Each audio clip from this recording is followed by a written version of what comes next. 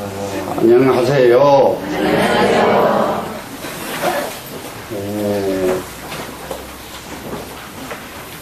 정말로 금강경 그러면 저는 금강경을 수도 없이 그동안에 강의를 해왔잖아요. 근데 강의를 하고 나서 오늘 좀 흡족하게 강의를 했다 하는 마음은 언제든지 모자라요. 하고 나면은 왜 이걸 빼놨지? 왜 이걸 빼놨지? 이렇게 하고 나서 만족하질 않아. 그리고 또 하나는 하고 나면은 잘 아는 것처럼 느꼈던 경이 어째 그렇게 잘 완벽하지 못하니 이것도 자꾸 이게 그렇거든. 근데 옛날 큰 선지식들 여러분 알지요? 아무개 하시는 분들 심지어 임재스님이라든지 아조스님 큰 스님들 여러분들 들어봐서 알지요? 네. 이런 큰 스님들이 공부를 하다가 그 스님들 문집을 보면은 그분들 문집 자기가 쓰는 글을 보면은 자기가 계속 그렇게 찜찜하다가 어떤 계기에 와서 비로소 의심이 풀렸다는 구절이 안 써져 있는 서지식이 한 번도 없어요. 그래서 저는 그분들은 얼마나 지금 속으로 존경스러운지 그분들은 얼마만큼 열심히 했길래 의문이 딱 끊어져 버렸네 말이죠. 근데 나는 아직도 의문이 뚝 끊어지질 않고 꼭 하면 뭐가 모자라는 거예요. 하면은 모자라. 그래서 여러분들한테 내가 의문이 뚝 끊어져 버렸으면 이렇게 긴 소리 여러분한테 할 필요가 없어. 사실 여기 와서 딱 앉았다가 내려가면 돼. 그런데 내가 의문이 안 끊어져 놓으니까 여러분들한테 말을 하는 것은 아마도 내 의문을 여러분들한테 또 이렇게 자꾸 이렇게 말씀드릴 수도 있어요. 근데 그거는 여러분들이 받아들여주는 것이 여러분한테 이익이 있을 거다. 그래 이제 이런 의문이 완벽하게 끊어지려고 그러면은 더 많이 알아야 되고, 더 깊게 알아야 되고, 더 상상도 못한 것을 또 공부해야 되고, 그리고 공부했거든 또 깊게 알아야 되고, 이게 반복하다 보면은 결국은 양파 껍질을 벗기고 나니까 나중에는 벗길 게 없는 데까지 이르듯이 그때 가야 비로소 의문이 끊어진 때거든요. 그 전에는 우리가 아는 것을 공부해야 되고, 많은 것을 배웠거든 많은 것을 깊게 공부해야 되고, 여러분들 동의하시죠? 네. 싹 재밌게 동의하는 거예요. 그 첫째로 3월 9일 날 자곡동에서 5대 종교 협의회 우리가 하고 있는 거 아시죠? 네, 거기에 지금 민족 종교 대표자이신 우리 한 박사님 저기 그분이 나이가 지금 많으시죠? 88세가 그래요. 88세. 근데 건강해요. 그런데 얼마나 건강하신지 저희가 못 따라가. 몸 움직임이. 그래서 다른 건 놔두고 그 연세에 그 정도 건강하시고 하신 비결도 좀 궁금하기도 하고, 그리고 민족 종교라는 게 어느 나라든지 그 나라 속에 그 나라 국민들 의식 속에 숨겨져 있는 사상들이 있죠. 우리한테도 그런 게 있잖아요. 네. 이런 것을 이렇게 다 꺼내주면은 그 소리 들어둘 필요가 있는 소리고, 거기에 또 유명한 또 신부님이 오셔서 논평도 해주실 거고, 우리 또 모든 이 5대 종교 협의체를 결성하셔가지고 이끌고 계시는 우리 한승조 교수님께서도 논평을 해주시고 할 테니까 금요일 날입니다. 금요일 날 오후 2시, 2시부터 자곡동에서 하니까 이런 거는 좀 눈여겨 동참해 볼 필요가 있다. 그 정도를 그냥 알으려고 그러면은 10년 걸려서 공부를 해도 그냥 알기 어려워요. 그런데 일생을 몸담아서 노력했던 분들 한두 마디 들으면 한 10년, 20년 공부해서 알 걸 한꺼번에 딱 알 수가 있다. 그러니까 함께 참관을 좀 해서 우리가 지금 궁금했던 것도 한번 풀고, 두 번째로 거기에는 또 이제 그 천주교 신부님이나 목사님들이 잘 이게 불교 행사에서 뭘 한다 그러면 잘 안 움직여. 여러분들 안 움직이는 이유 알죠? 그런데 우리 자곡동에서 하는 일은 아주 의외로 잘 움직여줘요. 움직여줄 적에 지금 우리나라가 처하고 있는 종교 간의 문제, 종교 간에 만약에 조금만이라도 찌꺼기가 있고 갈등이 있다면은 해소해야 돼요, 안 해야 돼요? 해소해야 되죠? 그래, 그 이제 해소하고, 그러는 의미로 가서 이제 신부님 나오셔서 논평해주면 아주 열렬하게 박수 쳐 드리고, 그러면은 거기서 뭐가 없어져요? 조그마한 오해, 찌꺼기가 있더라도 본인들이 없어지겠죠? 없어지면은 자기 가서 활동하는데 불교에 대한 그런 편견이 없어진 것을 가지고 또 이 사람 설교할 거란 말이에요. 그런 도움을 여러분들이 주셔야 되겠는데, 여러분들 어때요? 마음 낼 수 있죠? 예. 대답은 부족하진 않지만은, 이 정도로 하겠습니다. 3월 9일 날 들어서 자곡동에 이제 대법회가 이루어집니다. 이제 4월 18일 날은 월정사의 그 회주이신 현혜 스님께서 동경에서 10년 넘게 유학을 하고 오셔서 그야말로 그 전통적인 우리 스님들의 그 지도자로 되어 있습니다, 지금. 그래서 종단의 원로 위원이고 그런 스님이 오시니까 그때는 또 스님이 그냥 아무 말씀 안 하시고 여기 왔다가 내려가 버려도 그냥 여러분들 가서 앉았다가 같이 오면 돼요. 그런 마음을 가지고 모두 앞으로 이 자곡동 그 큰 행사에 여러분들이 마음을 좀 내주시길 바라겠습니다. 그래 앞으로 그 자곡동에 이제 달달이 그 외부 인사 초청 강의는 그 전과는 좀 달리 외부에서 여러분들이 보고 싶은 분들, 그 사람을 한번 말은 안 들어보더라도 좀 얼굴에라도 봤으면 좋겠다, 이런 분들을 골라서 초빙을 하려고 합니다. 그러니까 그런 분들 초빙해놓고 또 사람 텅텅 비어가지고 또 말 하나도 말할 재미없게 만들면 또 안 되잖아요.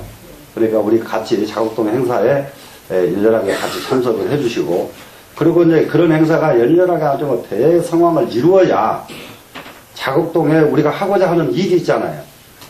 그래서 도제 양성하고 정말로 큰 결사도량이 이루어져 가지고 거기서 이제 모든 스님들과 공부하고자 하는 분들이 한 자리에 모여가지고 공부할 수 있는 이런 큰 회상을 만들려고 그러면은, 지금 이런 행사가 여러분들이 마음을 적극적으로 내주면은 그 자체가 그 결사도량을 빨리 할 수 있도록 도와주는 일입니다.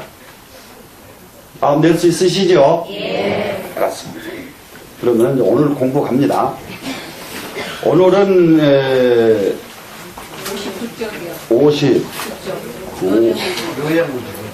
자, 59쪽 됩니다. 59쪽. 묘행무주분입니다. 묘행무주분이 아주, 굉장히 아주 특별한 장이 됩니다, 지금. 묘행 그러면은, 행은, 여러분들, 덕행이란 말은 들어봤죠? 덕행. 덕행이란 말은 들어봤어도, 묘행이란 말은 잘 못 들어본 소리지 않아요? 그죠? 근데, 덕행보다 훨씬 큰 덕행을 묘행이라고 이해하시면 돼요. 그냥, 묘행무주 하지 말고 덕행무주 이렇게 이해하면 되고, 그런데 이걸 왜 묘자를 썼냐 그러면은 그 덕행보다 몇백 배 더 큰 뜻이 있는 행을 묘행이라고 한다. 그러니까 덕행 그러면 우리가 가히 말할 수 있는 말할 수가 있어요. 아, 그분은 무엇 때문에 덕행이 있다, 이렇게 말을 할 수가 있는데, 이 덕자를 묘자로 써버리면은 그 덕행을 말로 할 수가 없어요. 말로 할 수 없는 덕행, 이것을 묘행, 이렇게 이해하면 됩니다. 되시겠죠? 예. 그러면 이제 우리가 앞으로 해야 될, 실천으로 옮겨야 될 것이 뭐냐 그러면은, 덕행이 아닌 묘행을 우리가 실천해야 되겠죠? 네. 우리가. 그죠? 예. 그러니까는 말로 다 표현할 수 없는 너무 덕행이 커서, 큰 덕행이어서 말로 다 표현할 수 없는 덕행을 우리가 앞으로 실천에 옮겨야 된단 말이에요. 네, 그것이 묘행이라는 뜻이고, 그리고 무주라는 뭐냐? 무주는 머무를 주자죠. 머무를 주자인데, 여기서는, 어디 가서 이렇게 가만히 머무르고 안 가고 그 자리에 있는 이 머무를 주자가 아니고, 이 머무를 주자는 집착한 착자예요. 무착과 같은 뜻입니다. 집착함이 없이 덕행을 하면은 그것이 묘행이 된다. 이렇게 이제 이해하시면 돼요. 이게 제목에 대해서 충분히 이해가 됐죠? 예. 그러면은 이제 이 장에 이제 문장을 60쪽에 넘어가서 또 보시면은 부차 수벌이야 보살이 여법에 응무소주하여 행을 보시니 소위 부주색 보시며 부주성향 이척법 보시니라. 여기까지입니다. 또한 수벌이야. 그러니까 이 부차는 빼버리고 수벌이야 해도 되겠죠, 이제. 수벌이야. 보살이. 그러면 이제 이 보살이라고 하는 이제 이름이 이제 드러나는데, 우리가 지금 하고 있는 보살 운동 있잖아요. 이 보살. 이게 보살이 과연 뭐냐? 수없이 여러분들한테 설명을 했어요. 설명을 했는데, 그런데도, 대체적으로 그 옛날에 했으니까 그냥 설명을 하면은 또 옛날에 할 때에 안 들어본 분이 계신다는 거예요. 그런다고 또 설명을 하라는 거예요. 그러면 이제 저는 입은 좀 아프지만은, 이 보살이, 최초의 보살은 어디서부터 시작이 됐느냐? 이걸 한번 잠시 말씀드릴게요. 부처님이 성불하시고 나서 부처님 법을 공부하던 제자들이 부처님으로부터 배운 법이 지금까지는 들어보지 못한 법이고, 지금까지는 뵙지 못한 모습이고, 부처님 모습은 지금까지 그런 분을 뵌 일이 없어요. 본 일이 없고, 지금까지 들어보지 못한 이 말을 계속 부처님께서 해주시거든요. 그러니까 제자들이 저분이 과연 어떤 수행을 해서 저같이 훌륭하고 저같이 위대하실까? 이걸 이제 제자들이 생각을 하겠죠, 이제. 그러겠죠? 네. 그렇게 하다 보니까 이 제자들이, 저분은 수행하실 적에 무엇을 수행했느냐 그러면은 보살행을 수행을 하신 분이구나. 이렇게 되신 거예요. 네? 그래서 부처님이 되셨구나. 그럼 보살행이 뭐냐? 위로는 진리를 구하고 아래로는 중생을 제도한다. 이게 보살의 뜻인 건 여러분 알죠? 그러니까는 그렇지 않고서는 저렇게 위대한 말씀을 부처님께서 어떻게 하실 수 있겠는가? 그러니 부처님의 전생은 아마도 보리살타 보살이셨을 것이다.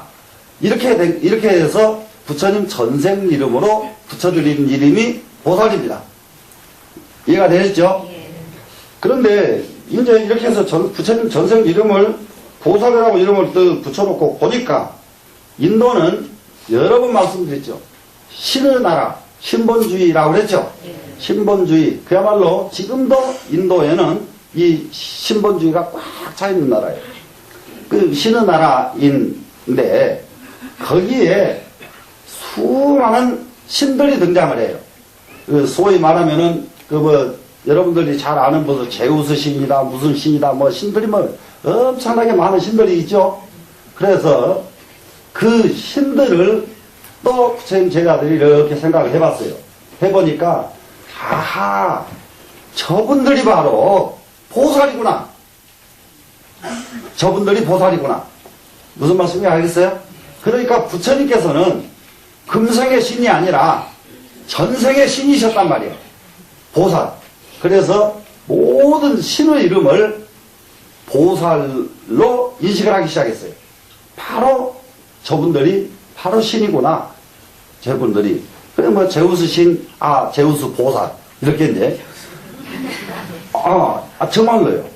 그래서 이제 거기에 그 신의 이름을 하늘의, 하느님은 제석천왕. 하느님이요. 하느님. 제석천왕이에요. 제석천왕. 그래서 제석천왕은 뭐가 되냐? 제석보살이에요. 이해가 되시죠? 그러면은 하느님과 같은 그런 역할은 수억 겁을 거치신 분이 마지막으로 가는 자리가 부처 자리다. 부처님 자리가 어떤 자리인지 이해가 되시나요? 네. 이렇게 해가지고 모든 신, 인도에서 모두 받들어 모시고 있는 태양신, 무슨 신, 바다신, 무슨 심지어 바위돌, 나무까지도 전부 신이잖아요? 그 신에게 붙여진 이름을 붙여놓고 그 뒤에 붙인 이름이 보살입니다. 무슨 말씀인지 충분히 이해되시나요? 네, 보살이 그런 보살이란 말이에요. 그러면 보살 이 자체, 보살행 이 자체가 사람으로서는 실천하기가 쉬운 자리가 아니에요. 이 세상에 모든 사람에게 이익을 베풀고도 이익을 베풀었다는 마음이 하나도 없이 이익을 베풀어서 이분들을 보살이라고 한다 이 말이라. 그러니까 이익을 베풀고도 이익을 베풀었다는 마음이 없으니까 없이 베푸니까 그것을 공덕으로 말하자면은 신의 공덕이다 이 말이에요. 그게. 그럼 뭐냐 그러면은 하늘에서 비를 내리는 신이 있죠. 비를 내리는 신이 비를 내려놓고 내가 비 내렸으니까 너희들 나한테 고맙다고 해라. 이렇게 하던가요? 안 하던가요? 안 하죠. 그래서 비를 내려준 신 보살이에요. 되시나요? 네. 해가 날마다 떠서 이 세상을 이렇게 환히 밝혀줘가지고 우리가 살아가는데 장애가 없도록 만들어주죠, 지금 해가. 그러면 그 해를 일광보살이라고 그래요. 일광보살. 이해가 되시나요? 보살의 이름이 이렇게 커요. 그런데 이 보살은 이런 보살이 이런 것이 보살인데 이 보살이 내가 돼야 되겠다. 내가 될 수가 있다. 사람은 누구든지 원만 세우면 보살이 될 수 있다. 가르치신 분이 누구냐? 부처님이시다. 되시겠죠? 그러면 지금 여기서 여기 보살이 했잖아요. 그럼 여러분들이 이제 이렇게 말하면 되는 자리예요. 보살은. 그럼 여러분은 앞으로 뭐가 돼야 돼요? 보살이 돼야죠. 보살이 돼야 되겠는데 그러면 이제 이 보살을 요즘 말로 더 쉽게 바꾸면 무슨 말이 될까? 최고 인격자 이렇게 하면 돼요. 최고 인격자. 인간에게 필요한 게 뭐가 필요해요? 인격이 필요하죠. 그런데 그냥 인격자가 아니요.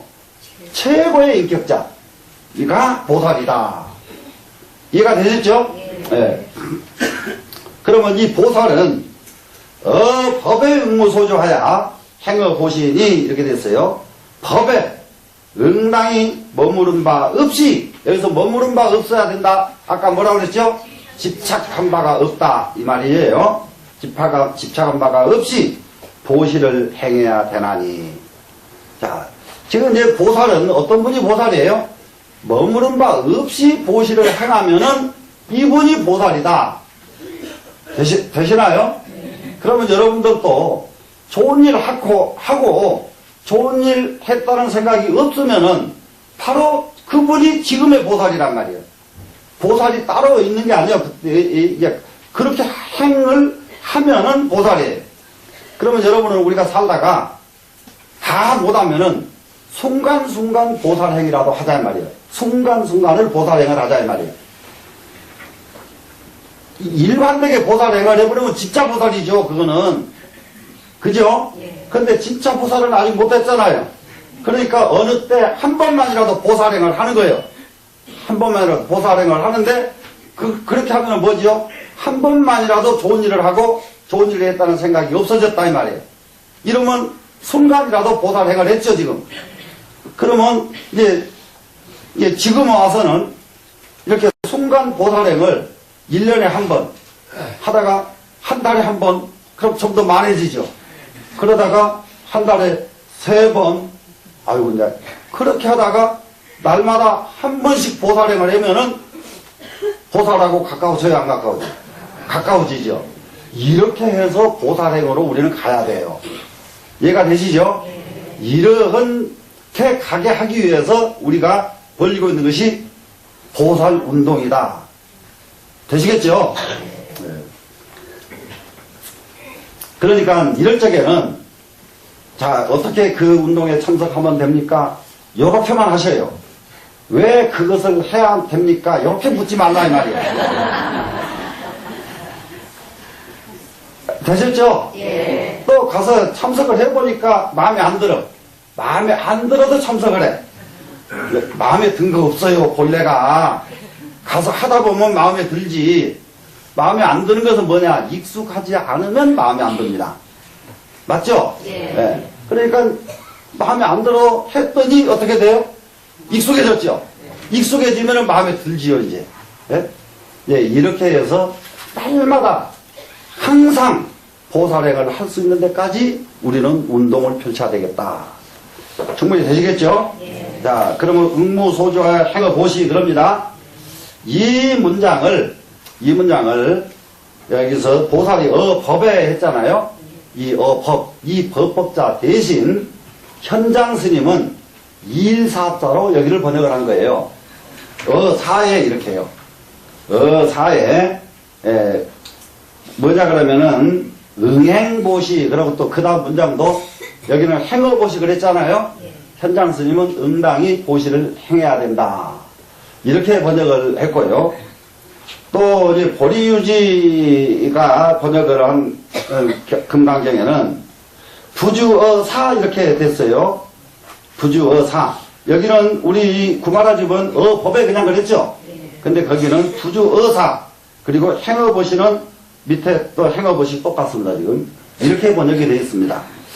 그런데 여기에서 지금 이게 남방불교를 공부하는 분들이 뭐라고 표현을 하느냐, 구마라집을 편화시키기 싶어 하는 분들이 남방불교 공부한 분들이 소견이라는 걸 내가 감지를 했어요. 왜 그러냐 그러면은 여기에 법법자에다가 인사자로 바꿔놓으면은 사는 뭐냐 그러면요, 사물에 대해서 집착하지 말고 보시를 행해야 된다 이 말이 되거든요. 그러니까 사물, 이런 물건 하나하나를 집착하지 말고 그냥 줘버려라 이 말이거든요. 그냥 주면은 이것이 보살이 보시를 행한 것이다. 그런데 이걸 구마라집은 사물이라는 사자를 안 쓰고 상자를 썼어요. 이 사물이라고 하는 사자와 상자의 천지 차이가 납니다. 지금 남방불교 스님들은 이 법법자가 안 만든다고 공격을 하는 거예요. 공격을 하는데 한번 보세요. 사물에 대해서는 집착을 안 합니다. 줬어요. 그런데 마음에 집착이 있어요, 없어요? 그러면 아니죠. 그렇기 때문에 인사자로 번역해서는 맞지가 않다 이 말이에요, 지금. 무슨 말씀이 아시겠어요? 그러면 이 상자는 뭐가 되느냐? 사물에도 집착하지 않고 마음에도 집착하지 않을 때에 상자를 쓴다 이 말이에요. 이해가 되셨나요? 훨씬 한문을 깊게 이해한 분이 구마라집이에요. 한문을. 그러면 구마라집이 만약에 여기를 이 모양 상자를 쓰지 않고 생각 상자로 썼다면은 반박할 여지가 있어요. 그것은 뭐냐 그러면 물건은 집착을 하는데 마음으로는 집착 안 한단 말이 되어버린단 말이에요. 생각으로 집착하지 않고 보시를 행한다 이 말이죠. 생각 상자를 쓰면은 무슨 말인지 알아요? 그런데 상에 집착하지 않고 보시를 행한다. 이럴 때는 몸과 마음에도 집착 없고 물질에도 집착 안 한다고 할 적에는 이 생각 상자가 아닌 서로 상자, 이 상자를 썼을 때 정말로 두 가지가 다 함께 해석이 되는 글자가 이 모양 상자다. 이렇게 이제 이해를 하시면 되겠습니다. 근데 그런 분들이 근데 저하고 만나질 확률은 너무 없어서 나는 여기서나 큰 소리 쳐야지. 네? 그러다가 이제 혹시라도 이 말이 어디로 전해서 들어가고 전에 들어가면은 다행히 받아들여주면 고맙고 안 받아주면 이제 나까지 욕하겠지, 이제. 이제 그거는 이제 무식한 중이라고, 이제 이러고 욕할 거예요, 이제. 그래서 내가 10번, 100번 무식해지더라도 내 소견으로는 이 모양상자가 훨씬 적합하게 구말하기 번역이 잘 되어 있다. 그리고 이제 그 예로 또 하나를 더 들겠어요. 이렇게 번역이 된 현장스님 금강경, 보리유지 금강경, 여러분의 번역본이 있는데 중국의 모든 스님들이 구말하지 금강경을 읽은 이유는 무엇일까를 생각해야 돼요. 이해가 되나요? 그래서 그것이 넘치고 넘쳐가지고 우리나라에까지 구말하지 금강경을 읽는다 이 말이에요. 우리나라에까지. 자기네 나라만 이 구말하지 금강경을 읽는 게 아니에요. 우리나라에도 전부 이 구말하지 금강경을 읽어요. 그런 데는 그만큼 까닭이 있다. 뭐 때문일까? 한문의 입장에서. 구말하집은 인도 스님인데 인도 입장에서 번역을 하지 않고요. 한문의 입장으로 번역을 해요. 한문의 입장으로. 그렇기 때문에 중국이나 우리나라에서 이것을 받아들이기가 훨씬 용이하다. 근데 이제 현장 스님은 이상하게 중국 스님인데 그분은 인도식으로 번역을 해요. 인도식으로 번역을 하다 보니까 인도의 입장으로 가면은 현장 스님 말씀이 옳다. 더 가깝다. 옳다가 아니고 가깝다. 그렇기 때문에 인도식 범어를 공부한 분들은 현장 스님 번역 쪽에다가 더 줄 수밖에 없다 이 말이죠. 무슨 말씀인지 이해되나요? 네, 근데 저는 범어권이 아니고 한문권이다 보니까 구말하집 쪽에 저는 마음이 더 난다. 네, 이렇게 시비 안 하고 이런 정도로 이해가 되면 되겠습니다. 되시겠죠? 예. 그러면 시비가 필요가 없죠? 네. 현장 스님 역은 범어 공부를 한 스님들은 그쪽에 더 마음에 들 거고 한문권에 있는 사람은 이 구말하집 역이 더 마음에 들 것이다. 이렇게 충분히 이해됐죠, 이제? 자, 그러면 이 구절을 정확하게 보십시다. 보살이여 법에 응무소조하야 법에 응당히 머무른 바 없이 보시를 행할지니 보시를 실천할지니 그 말이죠. 보시를 실천할 것이니 소위 말하자면 그러면 여기서는 이 말하자면이 뭔가 하면은 아까 일사자로 번역을 해서 안 되는 이유가 바로 여기 나옵니다. 법에 그랬죠. 여러분들이 한문 이 금강경 내가 설명할 때 조금만 눈여겨 듣고 정확하게 나중에 따라 듣고 나면 한문 경전 너무 고통이에요, 여러분. 뭔가 보면 보살이 법에 응당히 머무르지 말고 보시를 행할지니 말하자면 이랬죠. 말하자면 이것은 법을 말하자면 이 말이에요. 법이라는 말이에요. 법자. 무슨 말씀인지 되시겠어요? 부주 색 보시면 색에 머무르지 말고 보시를 하는 것이며 부주 성향 미촉법 보시니라 성향 미촉법에 머무르지 않고 보시하는 것이니라. 그러면 법은 무엇이 법이냐? 색, 서, 향, 미, 촉 법이다. 이렇게 설명이 됐죠? 여기다가 보세요. 일사자로 번역을 해오면 색, 성, 향, 미, 촉, 법 이것을 일사자로 연결이 됩니까? 안 됩니까? 연결이 안 되는 거예요. 그래서 글을 대단히 미안하지만은 이 한문을 이 경전을 놓고 최소한도로 구말하집이다 이런 분들의 글을 놓고 시비를 논하려고 하면은 한문을 정확하게 이해가 되고 난 뒤에 시비가 벌어져야 된다. 그러면은 여기를 보살이 어사의 사물에 대해서 머무르지 말고 보시를 행할지니 그랬습니다. 그러면 색성향 미촉법은요. 색은 사물입니다. 색, 빛깔, 물건은 전부 색, 이것은 물건이니까 사물이 되죠. 그러면 소리, 색, 성, 향, 미, 촉 이것이 물건인가요? 이건 어떻게 설명할 거냐 이 말이야. 일사자로 번역을 해놓으면은 무슨 말인지 아시겠어요? 예. 그러기 때문에 그건 말도 안 되는 소리를 자꾸 아는 체 해서 한다 이 말이에요. 네? 실제로 이 내용은 헌법자에 있는 게 아니고요. 색성향 미촉법에 있는 문단입니다. 이 문단이. 무슨 말인지 알겠어요? 네. 정말로 보살이라고 하면은 물질에 집착하지 말아야 되고 소리에도 집착하지 말아야 되고 소리에 집착하지 않는단 말이 무슨 말인지 아세요? 칭찬에 걸려들지 마라 이 말이야. 예? 비난에 노여하지 마라 이 말이라 이거. 아시겠어요? 전부 사람들은요 칭찬만 해주면 뭐 칭찬하면 무슨 뭐 돌고래도 웃는다며요. 예? 춤을 춘다고 그러세요? 돌고래도? 돌고래니까 칭찬에 춤추지. 예? 사람이 돌고래 같아서 쓰겠어요? 아니, 이해가 돼요, 안 돼요? 칭찬에 여자들이 잘 넘어가더만. 여자들은 무조건 하고, 미인이신다. 그러면 입이 이만큼 벌어져요. 아이고, 미인은 무슨 미인이? 예? 솔직하게 그래요, 안 그래요? 예? 예.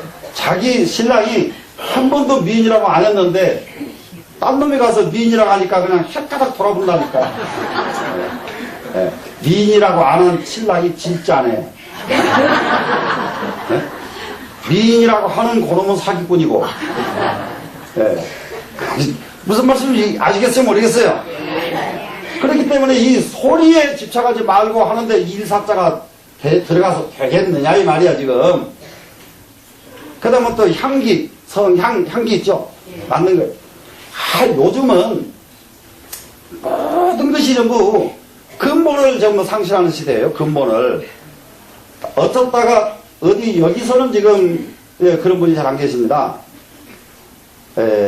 스님들이 산중에서 정말로 채식만 하고 3년만 있다가 서울 나오면 못 살아요. 아이고 사람한테 냄새가 상상도 못한 냄새가 나는데 그 중에서 제일 역겨운 게 얼굴에다 찍어 발라놓은 거예요. 와, 코를 두를 수가 없어. 그런데 가끔 가다가 남자가 향수를 뿌리고 다니는 사람이 있어. 아이고 우리 그 사람이 또 있으시면 큰일 났다 이제. 그런데 그 냄새를 왜 그렇게 더 독하대요? 그리고 멀찌감치 맡았는데 한 3일 가버려 그 냄새는. 거기서 안 없어져요. 예. 근데 그 냄새를 여자들이 과연 좋아할까? 나는 그것도 참 무문이요 그게. 예? 예. 이게 세상에요. 주역에 그랬어요. 만장해도요 야용해음이라.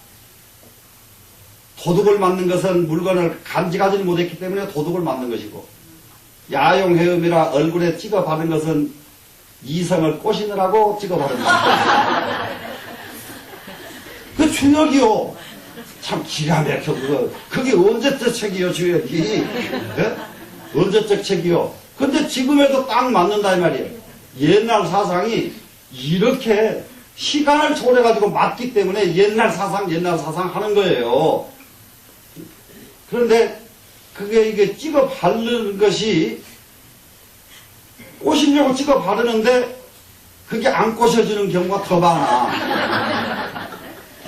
본업 때문에. 예? 요즘 아주 내가 가끔 저기 한 사람을 많이 봤거든요.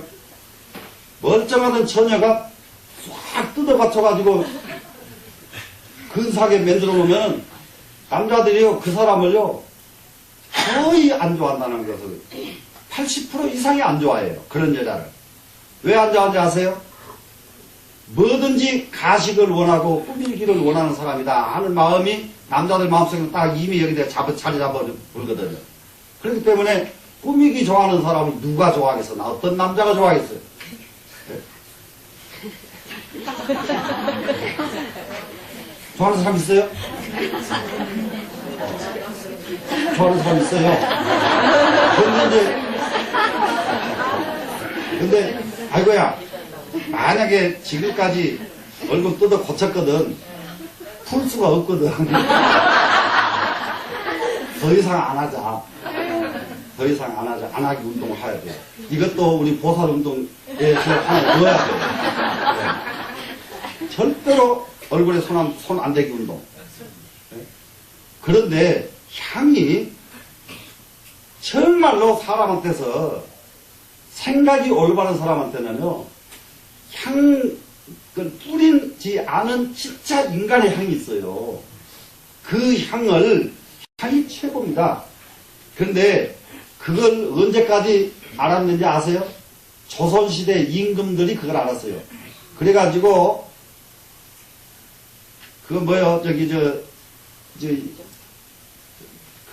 임금 마누라 뭐예요, 그게?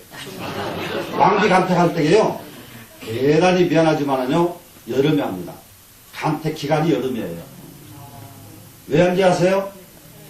땀 흘리고 들어온 사람의 땀 냄새를 맡는 거예요. 거기에 심사하는 사람들이. 그래서 거기서 나오는 냄새가 안 좋으면 무조건 그 향기 아니에요. 이게 바르는 게 아니에요. 무슨 말인지 아시겠어요? 굉장히 옛날 사람들이 지금 사람들보다 훨씬 지혜가 있는 거예요.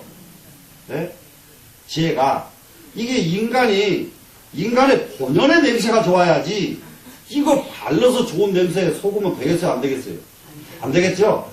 그렇기 때문에 냄새에도 속지 마라, 이 말이에요, 지금. 네? 그리고 또 하나는 이제 맛이죠. 맛에도 속지 말고, 결국은 촉감에도 속지 말고, 촉감에도. 이게 촉감도, 이게요, 정말로 이게 뭐냐 그러면요, 단단하게 부드러운 것은 눈으로 보고 알아요, 몰라요? 보고 몰라요. 단단하고 부드러운 것은 만져봐야 합니다. 만져야 이것은 단단하구나, 부드러운 것은 이것은 부드러운 것이구나 아는 거예요. 그게 촉감이에요, 촉감.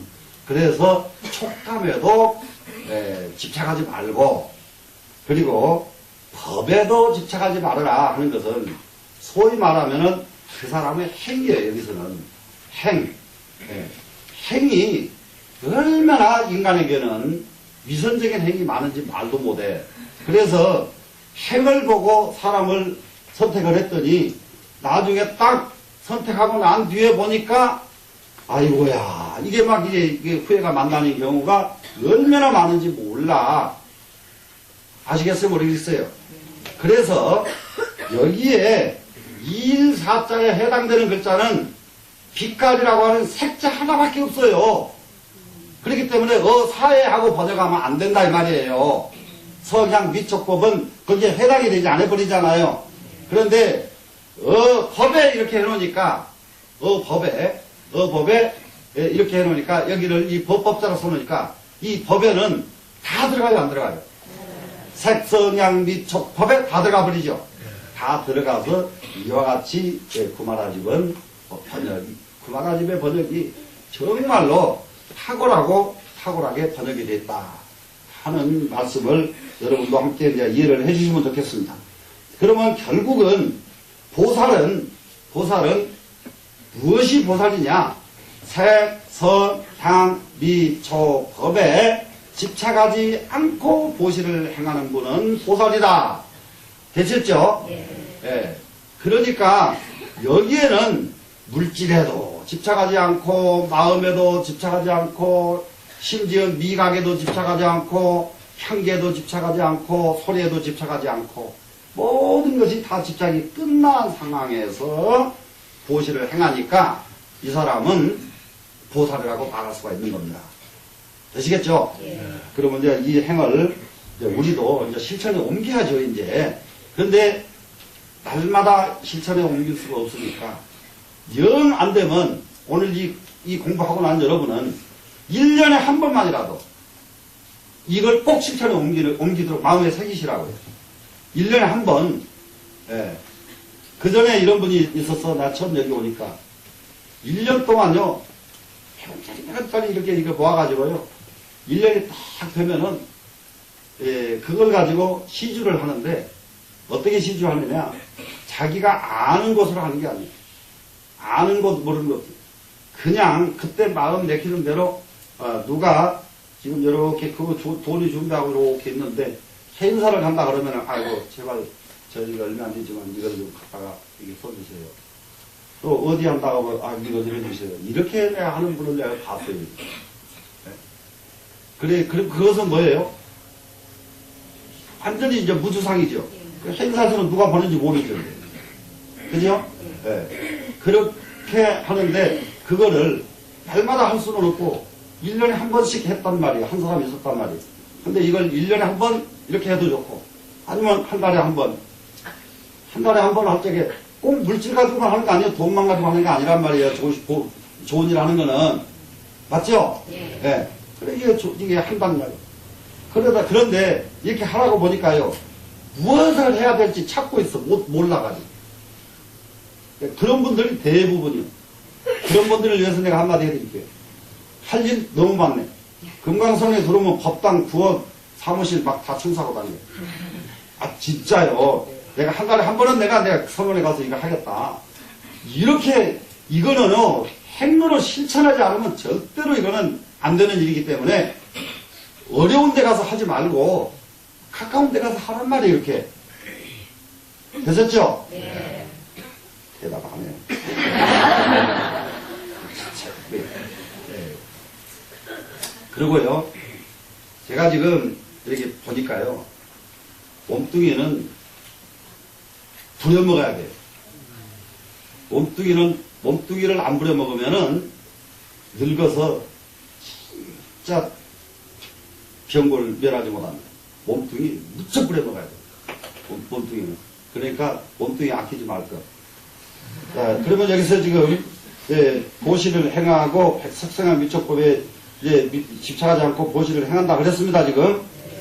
그 다음에 문장 가봅니다. 수보리야 보살이 응여시 보시하야 부지어상이니. 수보리야 보살은 응당히 이와 같이 보시를 하면서 부지어상이니 상에 집착해서는 안 되나니.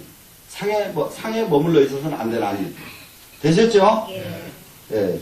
하이고요. 왜 그러냐 하면은 만약에 보살이 부주상 보시하면 상에 머무르지 않고 보시를 행할 것 같으면 기 복덕을 불가사령이니라. 그 복덕을 가히 사령하기 어렵기 때문이니라.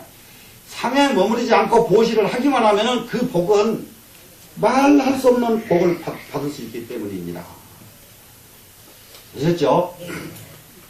여기까지 모르는 말이 있어요, 없어요? 모르는 말 없죠? 지금 우리나라가 지금 바꿔야 될 것이 뭐가 바꿔야 되느냐. 내가 이제 한 번 말씀을 드려요. 근데 여러분들이 진짜로 속으로 가뭄을 안 하는 것 같아. 그러면 내가 말만 하지 내가 가뭄을 주지 못하는 정말로 이게 모자라는 설법이라 지금 이 설법이. 우리나라는요, 성공한 사람이 다시 한 번 더 수행을 해야 된다고요. 한 번 더 올라가줘야 돼요. 성공한 사람이 누굽니까? 사회적으로 대통령이 되고 장관이 되고 성공했죠? 그럼 거기서 한 번 더 올라가야 되고요. 한 번 더 올라가야 되고. 또 재벌이 됐죠? 거기서 한 번 더 올라가야 돼요. 안 올라가니까 지금 삼성 무슨 꼴이요, 그게. 네? 세상에 그 사람들 밥을 못 먹어. 무엇을 못해. 네? 무엇을 못해. 그 유산 가지고 그만큼 세상 키워놨으면 아이고 막 저를 무릎팍이 깨지도록 절을 해도 못할 판인데 거기다가 무슨 내놔라. 지그들한테 갔으면 그렇게 키우냐 이 말이야. 네? 지금 와서 그거 찾고 앉았으면 고심보 가지고 그 회사가 그만큼 컸겠느냐 이 말이야. 네? 맞아요, 안 맞아요? 맞아요. 세상에 그렇게 먹은 이유가 뭐냐? 그렇게 생겨먹은 이유가. 이제 그렇게 해가지고 그 집안 망신 갈기갈기 찢어가지고 그래도 성이 안 차서 더 심하게 가가지고 폭삭 망해먹으면 아이고 그래도 시원하다 이런 사람들이. 이런 집안을 딱 집어서 말 못하는데 한 분은 내가 얘기할 수가 있어요. 한 분은 우리 불교 집안에 엄청나게 공을 세웠던 분이에요. 이한상.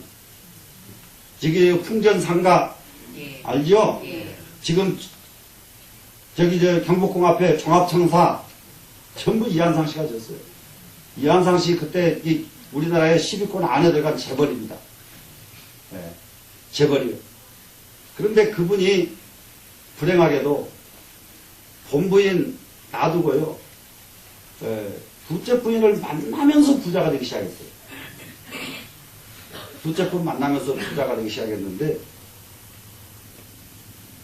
본부인 자녀들이 그렇게 다 성공하고 나니까 자녀들이 저녁이면 다 칼 났지요. 칼 가지고 와서 지아버지 집을 개모 찔러 죽인다고 저녁마다 쫓아와요. 결국은 다 망하고 그러기 시작하니까 어떻게 망한지 아세요? 망하는 것도요 괴상하게 망하더만. 경부고속도로를 구간을 맡았는데요, 다른 사람들은 다 돈을 버는데 이한상 씨만 거기서부터 절반을 털어버렸어요. 그 구간이 흙을 파다가 옮기는 구간이 아니고요, 아주 깊은 구간을 평지를 만들어야 되니까 그 많은 흙을 수없이 사다가 메꾸는 구간을 맡으니까 난감해버려요. 난감. 그런데 그렇다고 거기다 돈 더 주진 않잖아. 똑같이 받아가지고 거기서부터 손해를 보기 시작하더니 내가 아주 속속들이 알아. 그래서 내가 큰 소리 치고 말할 수가 있어 지금. 그러다가 종합청사 짓는데 사람이 몇 명 죽었는지 몰라. 집 짓다가 떨어져 죽어버려. 팔당 그 수원지게 있지, 팔당댐. 그거 80% 공정 맞추고 나니까 큰 비 와가지고 홍락 떨어져가 버려. 계속 겹치더라고요. 계속 겹쳐. 왜 그렇게 겹칠까? 그렇게 잘 부자가 왜 겹칠까요? 저녁마다 자식들 가지고 칼로 들이대는데 그 사람이 사업에 집중을 해요, 못해? 결국은 그래 망해. 다 망해가지고 그냥 불을 털고 미국으로 가서 지금 돌아가신 지가 오래됐어요. 참 그렇게 이루기 어려운데요. 집안 옆에 사람이 협력 안 하니까 결국은 혼나당 망하는 길밖에 없더라고요. 또 한 분도 계시는데 그분은 아직도 지금 생존해 있는 분이라 거명을 못 하는데 그분도 본부인이 날마다 저주를 해. 날마다 저주를 해. 그런데 본부인 보니까 중인 나도 같이 안 살겠더라고요.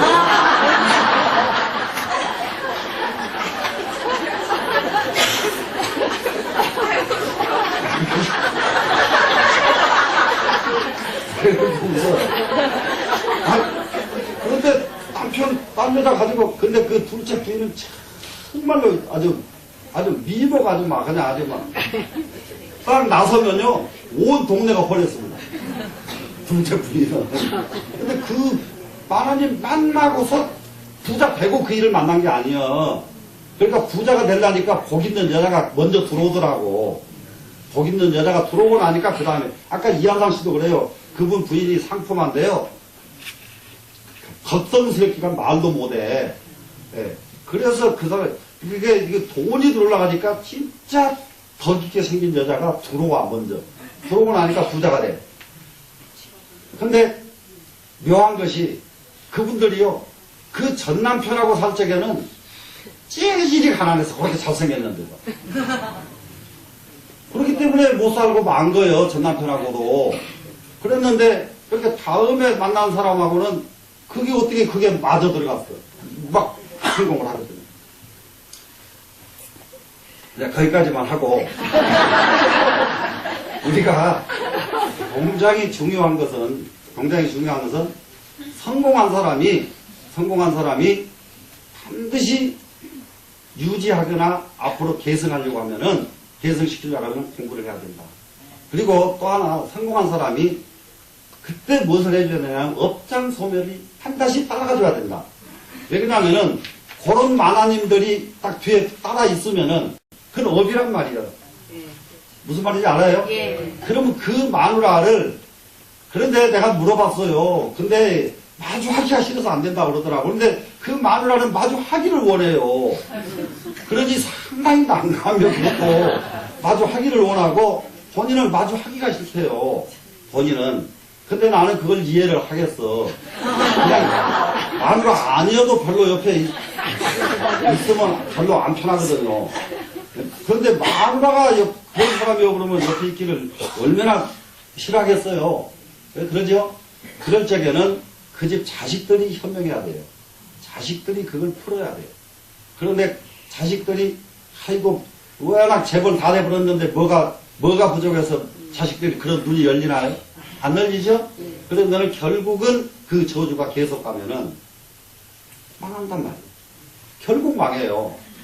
그래 지금 저쪽에 그 집안 삼성가도 저거 참 난감해요. 승복하고 띄워줄라니 띄워줘버려도 되겠지만은 안 띄워주면은 저주가 이제 발생하게 생겼으지요. 저주가 발생하게 생겼고 참 이제 저게 진퇴양난이에요. 진퇴양난. 네. 그래서 저분들은 정말로 그런 여건들에서 여건을 풀고 가는 방법이 업장소멸이라는 점을 반드시 모두 인식을 해야 돼요. 업장소멸. 네. 하고 나면은 그런 문제가 안 생긴다는 말이에요. 그런 문제가 안 생기고 또 하나 이제 그 말이 그러니까 내같이 이렇게 하는 말이라도 그 식구들한테 들어가면은 얼마나 좋아요. 네. 들어가면은 정신 차릴 수가 있거든요. 네. 들어가면 정신 차릴 수가 있는데 그래서 전부 그거 다 끝 취소하고 끝내고 다시 그 형제가 만나서 서로 어깨동무하고 사진 한번 딱 찍고 조용하게 들어가줘야 돼. 예? 더 이상 안 망하고 싶으면, 예? 더 이상 안 망하고 싶으면, 그게 굉장히 중요합니다. 자, 우리, 이제는 우리가 세상 사는 방법에서 보살이 무엇인가를 더 구체적으로 이해를 했다, 이 말이에요. 그래서 뭐지요? 색상 미적법에 머무르지 않고 집착하지 않고 보시를 행하는 사람이 보살이다. 이해됐죠? 네. 그러면 이 일은 최소한 1년에 한 번씩은 해야 되고, 안 그러면 한 달에 한 번, 안 그러면 달마다 한 번, 이렇게 실천에 옮기도록 발심을 해야 되겠다. 되시겠죠? 네. 네. 그러면은 이 부분을 야보 스님은 뭐라고 주석을 냈는가 한번 보시라고요. 야보 스님이 주석을 딱 냈는데, 야교 천하행인된 무가일례강이니라. 만약에 천하에 행하고자 하거든. 여기서 행할 행자는 천하를 내 마음대로 자유롭게 살고 싶거든 이 말이에요. 천하를 자유롭게 마음대로 이 말은 다 이루어야 자유롭고 마음대로 해지잖아요. 그죠? 다 이루지 않은 사람이 어떻게 내 마음대로 살아요 이 세상을. 그러니까 이 세상을 다 이루어가지고 마음대로 한번 살고 싶거든. 무가일례강이니라. 한 재주가 단단한 것보다 더 좋은 것은 없더라. 한 재주가 딱 있어야만 천하에서 잘 살더라. 이 말 맞죠? 예. 그러니까는 노래를 잘 부르면 그런 거 가지고 살고, 춤을 잘 추면 그런 거 가지고 살고, 그림을 잘 그리면 그런 거 가지고 살고, 셈을 잘하면 산수, 셈을 잘하면 그런 거 가지고 살고, 뭐든지 잘하는 게 있어야 자기 먹고 사는데 걱정이 없다 이 말이에요. 예? 그런데 여기서는 이제 하나의 기능, 하나의 능력, 이것이 일예입니다. 그런데 천하의 어떤 재주, 어떤 능력보다도 제일 큰 능력은 보시다 하는 말을 여기다가 정말로 천하를 한번 만들어 살고 싶거든. 무가 보시 강인이라 이렇게 직접적으로 써놓으면은 보시보다 더 좋은 것은 없더라. 이 말이 됐죠? 보시보다도. 그런데 이거 야보스님은 보시란 말 딱 빼버리고 일예강인이라 이렇게 써놨죠? 일예강인이라. 그래서 이렇게 쓰는 이유가 뭐냐? 불교를 중국식으로 받아들이기 위해서 이렇게 쓰는 거예요. 네? 그리고 모든 것을 이 한문 문화에서는요, 직설적이고 이런 것을 이것은 유치원생들은 직설적인 화법을 써요. 근데 조금 올라가면은 절대 중국말은 직설적이진 않아요. 그렇기 때문에 중국말 잘못 이해하면은 판판이 속는 게 중국 사람이 사기꾼이라고들 착각을 하거든요. 사기꾼이 아니라 중국 사람은 말 속에 언제든지 직설이 아니라는 걸 모르기 때문에 속는 거예요. 그 사람이 속이려고 하는 말이 아니에요. 무슨 말인지 알겠어요? 그러니까 중국 사람이 이렇게 말했는데, 그 다음에 보니까 아니라고, 이런 말을 자꾸 하거든요. 그 말을, 처음 말을 못 알아듣는 거예요. 무슨 말씀이 되겠죠? 여기서, 이 세상에서 잘 살으려고 하면 무엇보다도 보시가 제일이니라. 이렇게 써보면 바로 불교적이잖아요. 근데 여기서는 한 능력이 있어야 된다. 그러니까 보시가 제일이라 이러면은 보시하기 싫은 사람 기분 나쁘죠. 보시를 다 하고 싶은 거 아니거든요. 그죠? 근데 한 능력이 제일이다 이러니까 능력이 제일이란 말 기분 나쁠 사람 있어요 없어요? 하나도 없죠? 모든 사람이 맞아 능력이 제일이야. 근데 그 능력이 뭔데? 보시다 하는 말은 위의 문장으로서 유초해서 알게끔 이렇게 만들어놨다 이 말이야. 이해가 되시죠? 예. 그러니까는 이 보시라고 하는 것은 여기서 이제 하나를 우리가 지금 알아야 될 것은 보시도 하나의 능력이다 이 말이에요 지금. 예? 능력이다. 보시 잘하는 건 능력이다 이 말이에요. 능력인데 이것을 왜 능력으로 되냐? 돌아오는 것이 어느 것보다도 많기 때문이에요. 돌아오는 것이. 보시를 하고 나서 돌아오는 것이 너무너무 많기 때문에 이것은 능력이다. 이렇게 야보스님이 주석을 딱 썼단 말이라요. 네. 금강경을 이 경을 중국 사람들이 얼마만치 많이 읽었으면은 보시에다가 제주의 자로 딱 바꿔놓느냐고요. 이렇게 바꿔서 이렇게 받아들일 수 있도록 이 금강경을 잘 이해했다는 것은 우리가 지금 상상할 수 없이 금강경을 이해를 한 겁니다, 지금. 밑에 이제 개성을 한번 보겠습니다. 이건 이제 야보송이에요. 서천 십양금에 서천이라고 하는 땅에 있는 십양금 그러면은 여러분들 그거 이해하실 거예요. 저기 우리 그 삼배배 짤적이에요. 맷세배 알죠? 예. 맷세배. 그래서 제일 이게 촘촘히 짠 것이 최고잖아요. 예, 최고. 그것을 그 촘촘이가 이게 줄 이게 뭐예요? 이게 시줄. 시줄이 얼마만큼 많으냐가 이 삼배의 고급을 해야 할 수가 있거든. 그런데 여기 십양금은 중국에서는 십양금이 최고였던가 봐요. 예, 열세 비단이라고 하면 돼요. 예, 열세 비단. 근데 우리나라에서는 열세짜리 비단은 없습니다. 굉장히 많아요. 제 기억으로 저희도 제 어머니 할머니 비단 짜는 거 이런 거 짜는 거 봤거든요. 그 10줄 가지고 시줄 10개 가지고 뭐라고 했어요. 비단이 안 되죠. 예? 굉장히 많아요. 예. 그런데 내가 왜 그걸로 바로 비하냐면은 제일 좋은 삼배를 닷세배, 엿세배 이런 말을 내가 들었거든요. 예? 7세까지. 기억나시네요. 그게 나만 기억하는 게 아니라 기억하는 분이 계셔. 그런 말을 제가 들은 일이 있단 말이에요. 예, 그러죠? 예. 그러면은 이제 그 좋은 비단일수록 그 새가 더 길더라고요. 그죠? 예. 그래서 이거 시간금이면은 이거 상당히 이거 고급 비단이다. 이렇게 이해할 수가 있습니다. 이 서천 십양금에 처마색 전선이라 그 비단에다가 꽃을 그려 넣었더니 빛깔이 더욱 선명하더라. 더욱 좋아지더라. 이렇게 주석을 내놨거든요. 근데 이거 자세히 보면요. 자, 색성향 미촉법에 머무르지 말고 보시를 행할지니라 했는데 무슨 놈의 서천 땅 열세 비단이 나오고 거기다가 꽃을 그리니까 빛깔이 더욱 아름답더라. 매치가 돼요, 안 돼요? 안 되죠? 안 돼. 그래서 한문을 모르는 사람은 이거 연결이 되질 않습니다, 이거는. 예. 그러면은 서천 땅에 이게 총나라 땅에 서천이 있거든요. 서천은 총나라가 삼국지에 나오는 나라 알죠? 예, 총나라. 총나라의 서천 땅에 열세 이 비단이 여기다가 색을 꽃을 거기다 더 그려 넣었더니 더 색이 선명해지더라.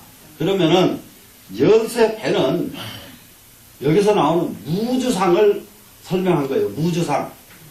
무주상은 뭐죠? 상에 머무르지 않는 거죠. 상에 머무르지 않는. 그러니까는 이 세상에 진짜 보물은 상에 머무르지 않고 보시하예요. 근데 이 보시를 서천 땅 비단에다가 비유를 했단 말이야. 네? 비단. 그런데 여기에 이 서천에는 서천강이 있는데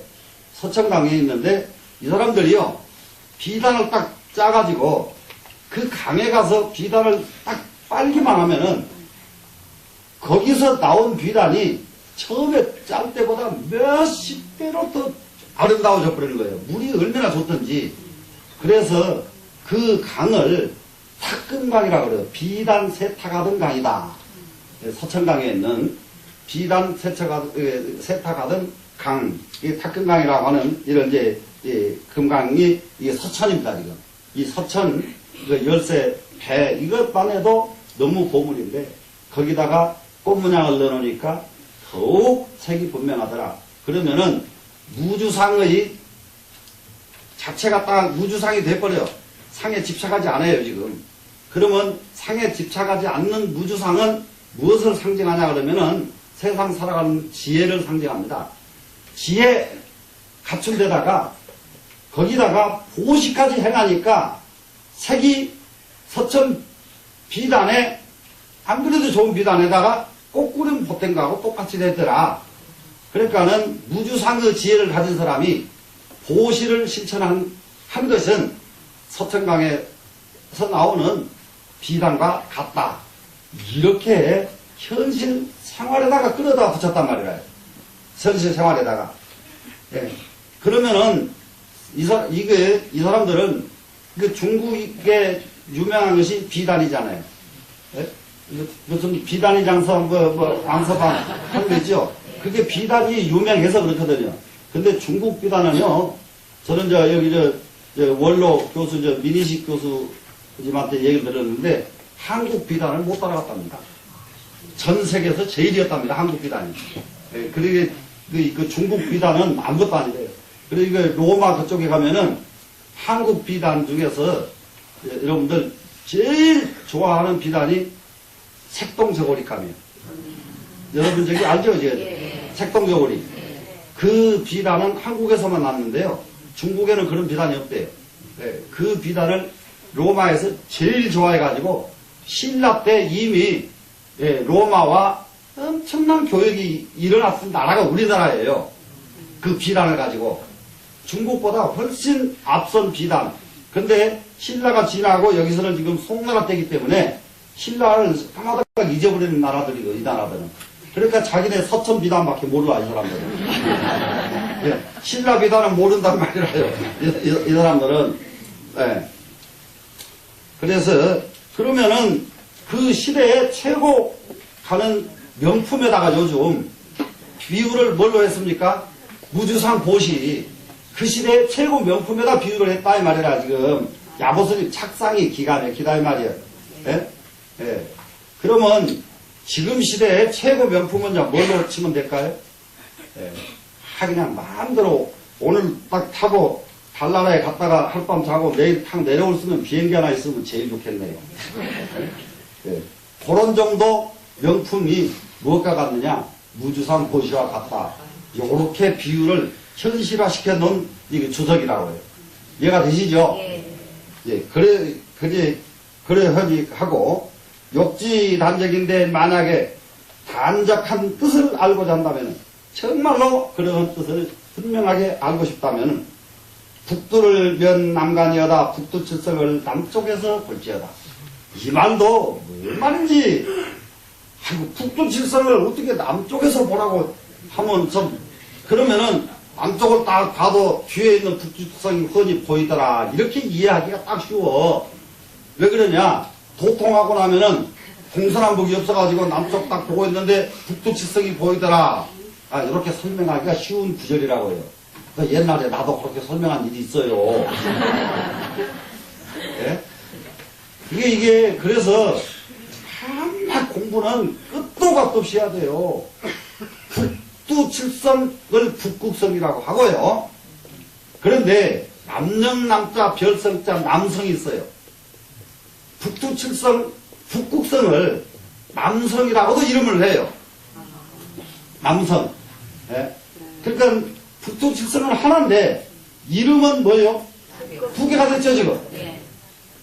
우리나라에서도 풍수지리학에서 제일 산봉우리가 좋은 게 있는데요. 그것이 정봉이라고 하는 거예요. 가, 물, 병, 정자 써놓고 정봉이라는 봉우리가 있어요. 그게 무슨 봉우리냐면 남쪽에서 약간 서쪽으로 살짝 비껴 있는 봉우리를 보고 정봉이라고 합니다. 근데 그 정봉은 왜 풍수지리학에서 그렇게 중요하게 여기느냐? 그 별이 북두칠성과 직결되어 있는 별이에요. 북두칠성과 정남쪽에서 약간 서쪽으로 비껴 있어요. 비껴 있어가지고 봉우리가 하나 딱 있으면은 그 봉우리는 항상 북두칠성의 기운을 받는 별이라고 합니다. 그래서 산서에다가 이 정봉이 보이면은, 정봉이 보인다 그러면은 서남쪽 봉우리가 보이면 이 말이에요. 정봉이 보이면은 첫째, 거기에 모든 가족이 장수하고, 둘째, 이 정봉은 화봉이거든요. 불이기 때문에 지혜를 상징합니다. 또 거기다가 북두칠성의 기운을 받아들이기 때문에 천기까지 도움을 받는다. 그래가지고 산서에 정봉이 있으면 최고 길봉이다. 이렇게 합니다. 그러면은 여기서부터도 우리나라도 그러고 중국에도 그러고 한낮 하늘에다가 기도하면 어디 다니냐? 북두칠성에다 기도하는 거예요. 이해가 되시나요? 네. 그런데 북두칠성은 북쪽을 향해서 볼 필요가 없어요. 남쪽에서도 보이고 북쪽에서도 보이고 서쪽에서 보이고 다 보여. 해도 마찬가지요. 어디서든지 다 보이는 게 해요. 이해되세요? 안 되세요? 네. 그런데 어리석은 사람은 북두칠성은 북쪽에서만 봐야 된다고 생각을 한다. 예? 어리석은 사람은 그렇게 하거든요. 그래서 이거 현명한 사람은 북두칠성을 어디서 본다고요? 남쪽에서 본다 이 말이에요. 예. 왜 그럴까?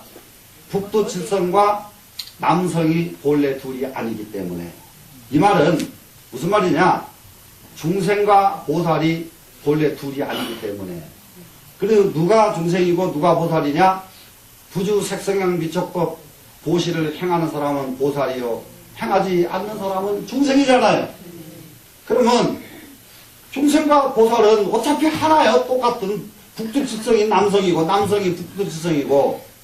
그러면 똑같은 이름인데 북두칠성이라는 이름으로 하면은 사람들한테 합장을 받고, 남성 그러면 사람들이 합장 안 한단 말이에요. 네? 똑같은데 여러분은 보살이 되면은 다른 사람들한테 존경을 받을 겁니다. 여러분이 보살이 안 돼버리면은 여러분은 누가 존경해요? 무슨 말이 되지요? 네. 그러니까 이렇게 주석을 낸 거예요 지금. 참 그게 아주 야보스님 이게 주석 내는 수준이 똑같이 색성양 미척법에 머무르지 말고 보시를 행할지니라 이렇게 해놓은 구절에다가 이와 같은 주석을 내고 있단 말이에요. 아주 이건 아주 탁월하다가 우리가 상상할 수 있는 탁월한 주석을 낸 분이 이 야보스님입니다. 허공이 불에 사오렴이라. 허공은 털끝만큼도 어떤 생각에 장애를 받지 않는 것이다. 그러니까 생각연자를 여기서는 생각하는데 실전어는 사호기 때문에 털끝만큼도 장애를 받지 않는다예요. 사호. 조그마한 것에도 방해를 받지 않는 것, 이것이 허공이다. 그러면은 소위로 창명 대각선이니라 이래서 대각선이라고 하는 이름으로 드날려지신 것이다.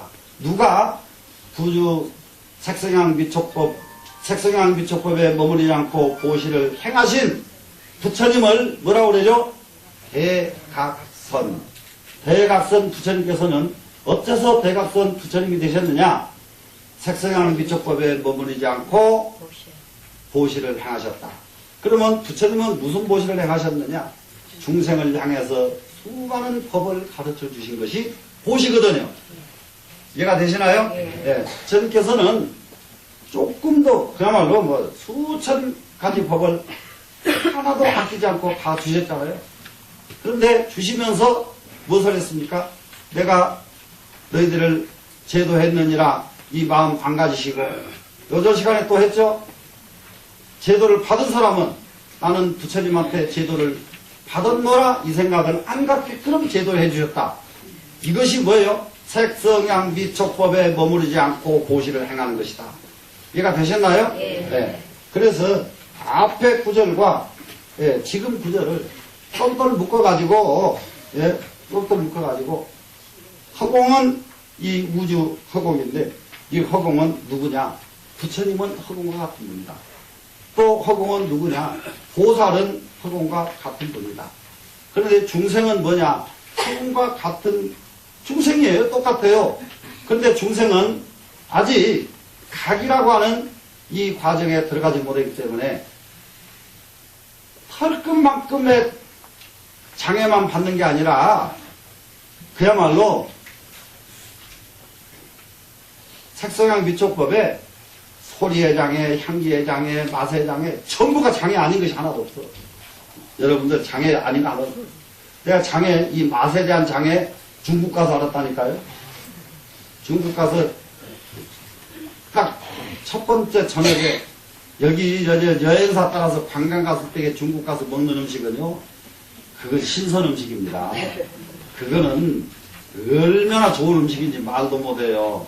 그래 중국에다 딱 내팽개쳐가지고 식당을 홀차 찾아 들어가서 거기서 주문해가지고 음식을 한번 먹어봐야 아 여기가 중국이구나.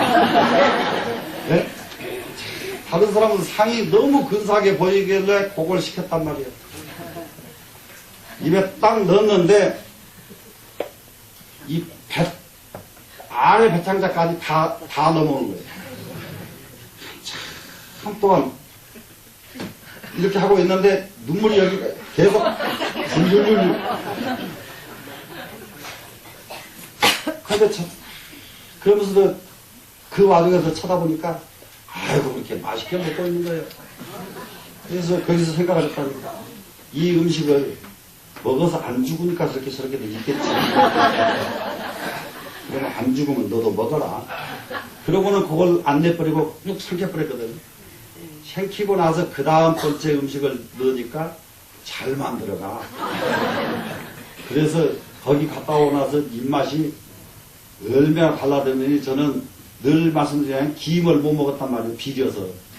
지금은 김도 잘 먹어. 조금 있으면 날김도 먹을 판이에요. 그렇게 입맛이 변해버렸어요. 그렇게. 그러면 그것이 뭐예요? 맛에 대한 장애 아니요. 맛에 대한 장애. 중국만 가서 그래요? 우리 스님들 유럽 갔다 와가지고 보름동 갔다 와가지고 여기 대치동 무슨 병원이에요? 합동으로 15명이 다 있어요. 그 뭐 때문에 그렇게 하세요? 그 빵이 왜 그렇게 그 사람들은 딱딱한 빵만 먹는지 아주 죽겠더라는 거예요, 그냥. 그래도 먹을 것이 없으니까 그걸 그냥 우물우물하고 먹어놨더니